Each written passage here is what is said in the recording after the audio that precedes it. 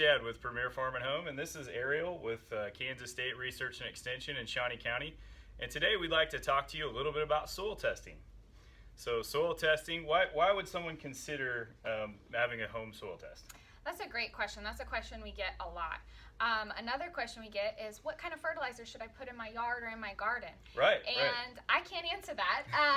We have general recommendations, but really everyone's soil is different and everyone's yard is different. Right. So a soil test gives you very tailor-made recommendations for what your soil needs, so that you're not over-applying something you may already have or under-applying when your plants could really use more. Yeah, that's a great point. We get a lot of people that come in and they just want fertilizer and they don't know why or how much, or, well, I've done this for many years, and they may not need to spend the money on that extra 2 components of the fertilizer or that lime or whatever if they're already in a good situation. So not only is it a good idea so that you're getting the right thing, but it can also save you a little bit of money. Absolutely. So when should homeowners get a soil test?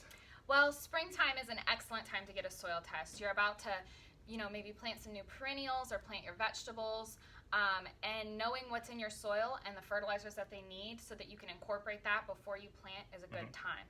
Fall is actually another really good time. Okay. And the reason that fall works so well is you're typically done planting, or maybe you're getting ready to seed your lawn. You get that soil test, you work those nutrients in, and it kind of has a period to adapt and work with your soil and your soil complex during the winter, so that in the spring all those nutrients are available. Okay, so describe to me the process. So somebody wants to get a soil test, and let's just use a garden as an example. So if they come out, they're going to pull some soil. Do they need a lot of soil, a little soil? What do they need? So we actually recommend that you have about 2 cups to a pint, which is a pretty small container. The important part is that you want to take your garden trowel, or you can check out a soil probe from the extension office and take at least 5 to 6 samples from the area. The bigger the area, the more samples you want to take. And you want to blend those samples together in a clean container such as this one. And the important part of the clean container is that if your container is wet or has food or anything like that in it, if I can get this open. Stick with it, you got it. Then it's going to contaminate your soil test. So a nice clean tub or a Ziploc bag is going to be really important. You also want to remove any grass, any big clods, so that you just kind of have a fine soil for your soil sample. It's also really important that your sample is dry, such as this. If it's wet and goopy, it's going to take longer at the soil lab because they're going to have to artificially dry it. Very good, very good. Good advice. So once they've got their soil, what do they do next? Do they bring it to you guys? Yes. So you will bring your soil sample in a sealed container to the extension office. We are going to give you one of these little baggies, and we'll fill out your information and fill it. It really only goes up to there. So we ask that you bring a little bit more than you'll need, but it's not very much soil. A lot of times we get buckets, and that's not the amount that we need. It's much less than that. And then we'll go ahead and have you fill out this form.